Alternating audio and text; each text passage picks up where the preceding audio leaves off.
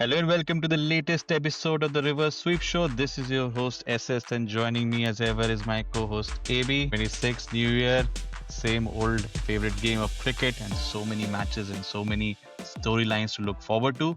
But first of all, Happy New Year to all our viewers. AB, you have been traveling a lot and doing a lot of great stuff over the New Year. Tell us something about it, and if you have been able to keep track of some cricket. First of all, wish everyone a very happy new year here. And yeah, as you said, I've been traveling a lot. So I had my New Year's and even Christmas down south in Indonesia. Not south enough to reach Australia. Otherwise, I could have caught up with the Ashes live in stadium. But yeah, I was following a little bit of it on virtually wherever I could, following the scoreboard. But yeah, that's about it. And yes, you also mentioned this is officially the third year that we are doing the podcast. Like, Indeed. not years of doing the podcast, but yeah, we started back in 24. How time flies, SS. But then back at you, what have you been following? How was your New Year's? And in general, how's life? How's everything? Yeah, opposite direction to you, went to see the Northern Lights. So as opposite as it could have been, but here we are merging and converging for the game of cricket and for the podcast. I think we have shown enough consistency and there is enough support, motivation, encouragement from all the people who listen to us. I don't know why, but they do. But yeah, so we keep continuing this and we are back with an episode around looking forward in 2026 matches, events, storylines to follow. So, AB, for our listeners and viewers, what have we exactly in store for them today? So yeah, this is the first episode of the year and a very good time to look at what the year holds for us. And what we are going to do is look at what are the major storylines that we think might pan out over the course of the year. And we bucket it by three segments. First, we look at what is most plausible, what we feel is going to happen, very likely events that will happen. The second is our hot takes through the years. And the third one is outlandish themes or storylines that we think are not completely out of the picture, can happen. There's a slight chance they might. But yeah, that's our outlandish take on the world of cricket looking forward at 2026. So to start off with SS, I will pass it to you for the first storyline from your side on the most plausible event of the year. Yeah, it's a slight connection to Indian cricket and what we observed in the recent past. And I'm going to stick to Test Arena for this. WTC cycle is ongoing, 25 to 27. Defending champions of South Africa. They came to our shows and whitewashed us quite convincingly. Actually, looked like a strong team. Still a fair bit to go in WTC cycle. They have 4 series to play. 3 of them are at home, so they have already encountered 2 series away, both in subcontinent, and came out pretty good against Pakistan and India. So my plausible take is that this year itself, they are going to the first team that are going to confirm an appearance in the final, which will be second on the trot for them. So South Africa to make the WTC final and confirm it in 2026. That's actually a very good shout. I mean, given their performance, I always used to think that subcontinent is one of their weaker areas. And if they come to India and whitewash India at home, that goes on to show how strong South Africa right now is. And yeah, they play a few series at home, as you said. They Yeah, might very well secure their spot. correct. So the next series for them is Australia at home. The thing with Australia to South Africa, there used to be a phase of this 10 years where the away team used to always win. South Africa used to win in Australia, Australia used to win in South Africa. And the kind of pitches that are going to be made these days, looking at everywhere around the world, lottery pitches. So things can go up and down. But if Temba Bavuma is the captain, South Africa generally wins. And Because Australia, Bavuma doesn't know how to lose. yeah, it doesn't know how to Let's lose. be clear on that.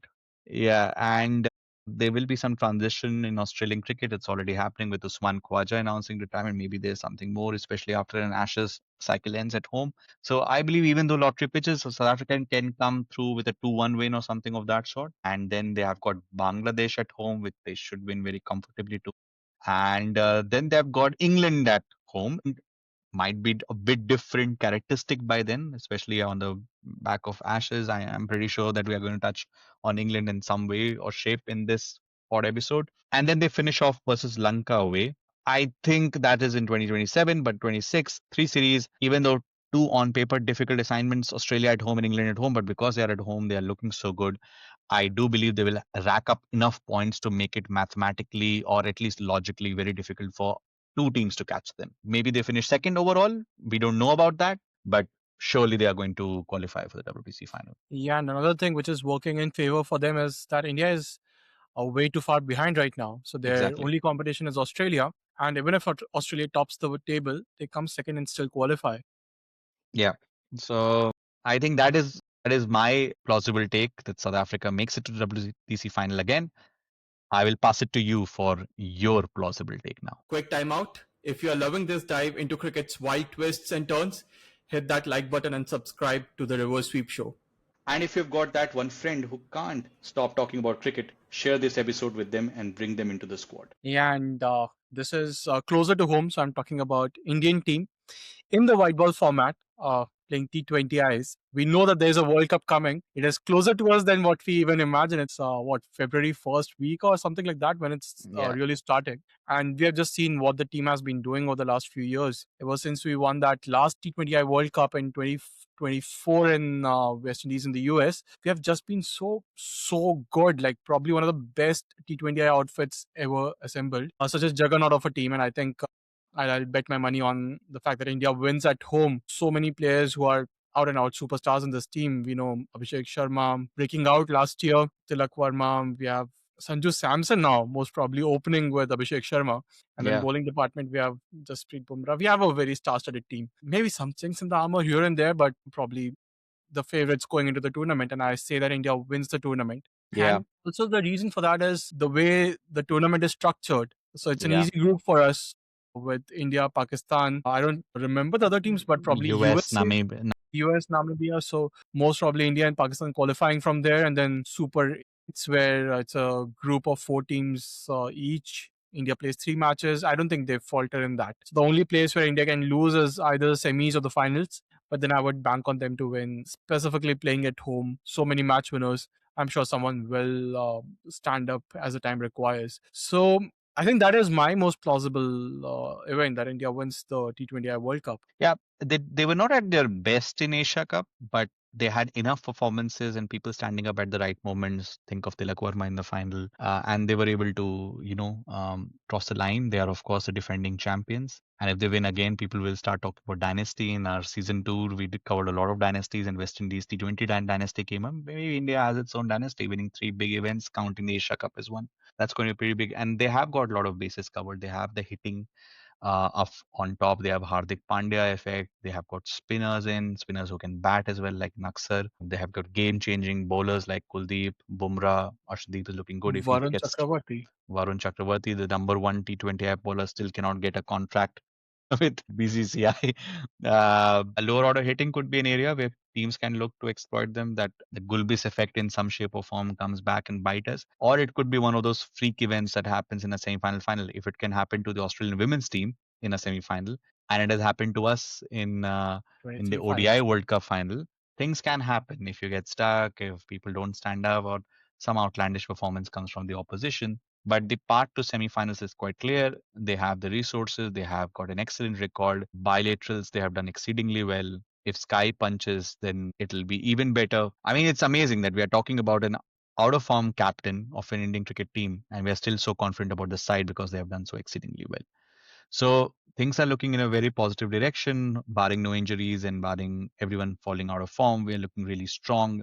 So it's a very plausible take. Things can happen. It's a knockout, semi-final and final then, but plausibly, yes, I would completely agree with you. India is looking in really good shape for winning the T20 World Cup. You just brought up Sky, and I know we are talking about the most plausible takes, but would it be very outlandish to say that Sky might actually retire after this World Cup? I would say it's a semi-hot take. It's not even a hot take. I think he will be phased out.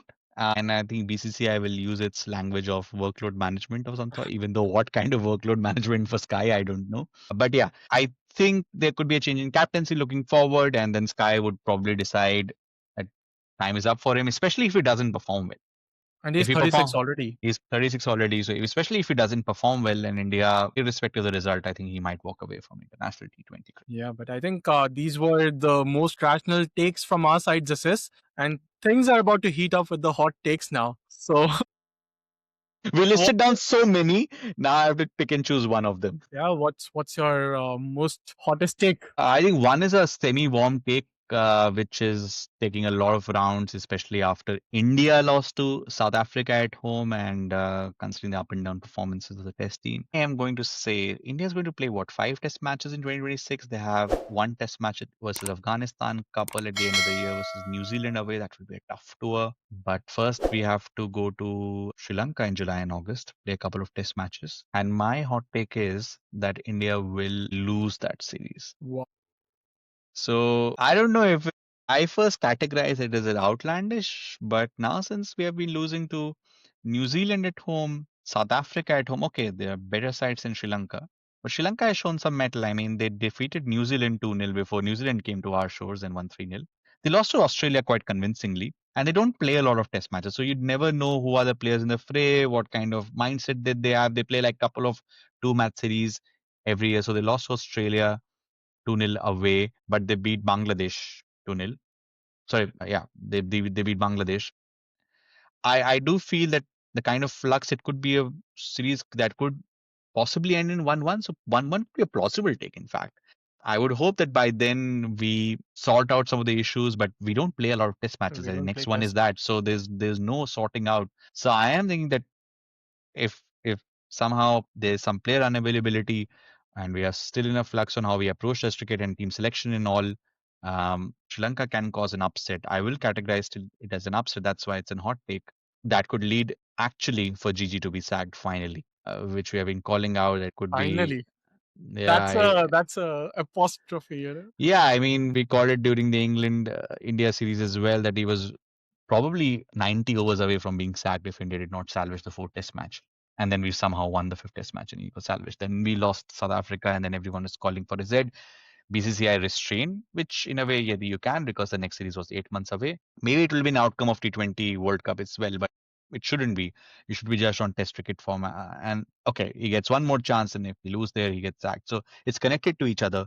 But I think India losing to Sri Lanka might just be plausible. But since Sri Lanka isn't strong, they don't pay. That's why I categorize it as a hot take. But I think that's also something which is quite worrying for us. The way we play spin right now, I Yeah. think we were outplayed by South Africa both when it comes to playing spin and when it comes to bowling spin, and that is something which is a lot more worrying for me when it comes to Sri Lanka also because the conditions there will be tougher for the batters and more helpful for the bowlers.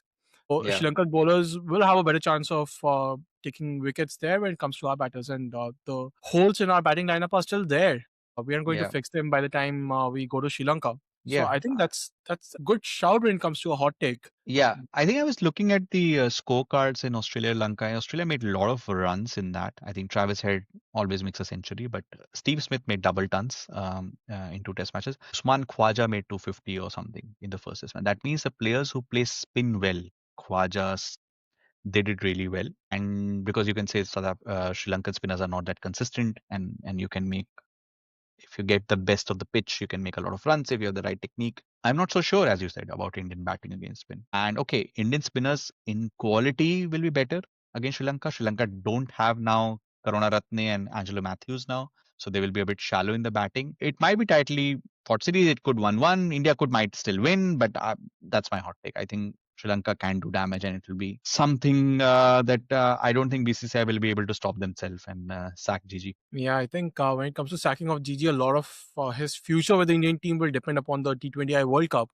because Which if is a bit weird, but it is somehow connected. yeah, even in the test format, if we win the T20I World Cup under Gigi, then he will ride that wave of momentum and that wave of perception being Yeah, very strongly in favor of him, and that might just take him through this year when it comes to Test cricket. exactly. But yeah, that's a hot take, and rightfully said.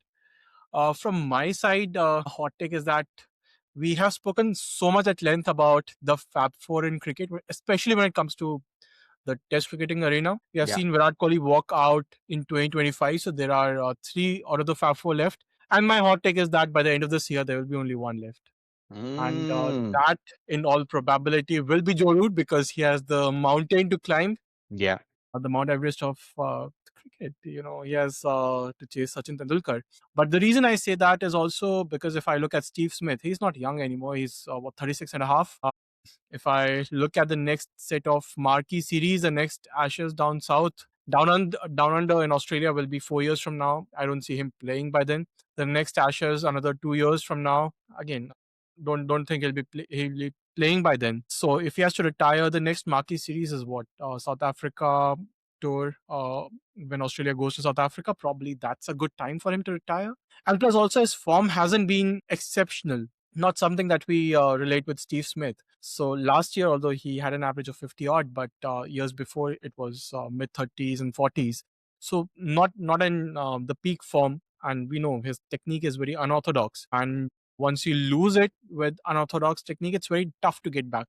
Sachin, because of the strength of his technique and he was a genius batter, right? So he probably one of those very few batters who could redesign his technique even within a single game. I don't see that happening with Steve Smith, and that's the reason I say that if this Ashes hasn't gone so well for him, if say the South Africa series is not his best series, then a very likely chance that he might actually retire. But the same holds true for Kane Williamson, not very young either. I think he's what 36 or something like that, and Yeah. again not in the peak of his form. Very likely that he might also retire by the end of this year. So that's my hot take that we see only one of our four left, and that's Joe Root. New Zealand doesn't play a lot of test matches. Of course, they have a series at home versus India, and that could be a good moment if he does decide. Also, he's getting a lot of injuries now. But now, since he has quit T20I cricket, doesn't play a lot of franchise cricket, plays like the, I would let's say, grade B of franchise cricket. There is an ODI World Cup that will keep driving him, I guess. One more crack at it. Test cricket. So I can relate to you when you say about Williamson, maybe, although I'm not sure. On Steve Smith, it's interesting. Just like the War and the Ponting one, there's a final frontier, which is India, coming to India and doing it. And they got a bit unlucky. If they would have caught India in the transition phase, they might have done it with Todd Murphy and Kuhneman. They might just have it Lion as well. I still see a lot of hunger. He's still experimenting with those lines like Chandrapal and doing all that. So I think there's hunger in him and trying to do stuff. And I do believe he's going to survive this phase, especially because I think Australian Cricket Board would also like not too much transition because there is some natural transition already happening with some bowlers also getting, a lot of injuries and the Ashes cycle ending. So I think, okay, even the Ashes to England might be a bit away. It's still so sure. Joe Root is going to stick around. He has got a mountain to climb. Maybe he would want to play a bigger role in the new phase of English cricket now. Looking forward to at least reclaim the Ashes once when Australia come down to England. So Root is going to stick around. Smith more likely to stick around. So Williamson, I would say, is the next pin to fall in this Fab Four. Yeah, I mean, all good points. And frankly, I didn't think so much about the Australian tour to India. But yeah, that might be actually Steve Smith's last. That's a Yeah, good and thing to and I try. think with him the technique question has always been there, and I think when Josh Tong got him out at MCG, the ball coming in and he getting bowled between his bat and pad, people were like, okay, this is one of the dismissal that people used to think will happen with him, but somehow he never used to, but now he's getting out that way as well. Wagner exposed the short pitch stuff, and now this stuff is coming about. The eyes will go, the technique, the hand-eye coordination will be a bit slower, the reflexes will get a bit slower. He hasn't completely shown that, but maybe he set so unsurmountable things like averaging of 60 and 65 that 45 50 looks bad now.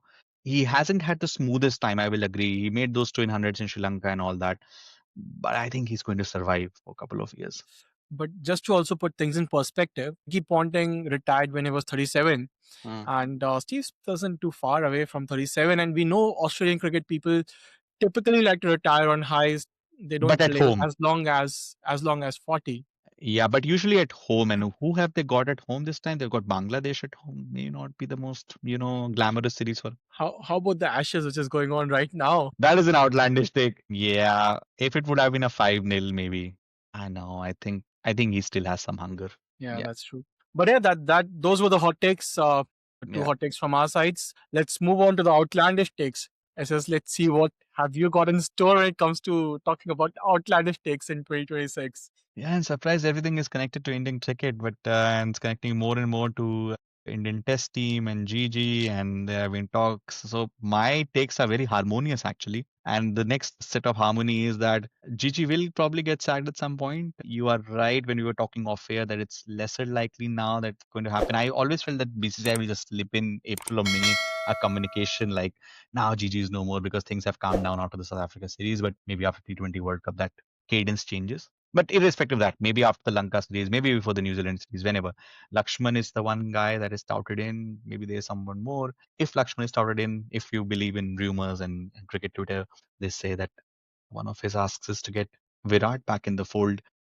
Wow. And if Virat is back in the it now he's settled in London, India has only 4 or 5 test matches. But maybe for the New Zealand tour, one last time, just show some mettle. Maybe India is already out of the WTC cycle, but just to bring some stability to the batting.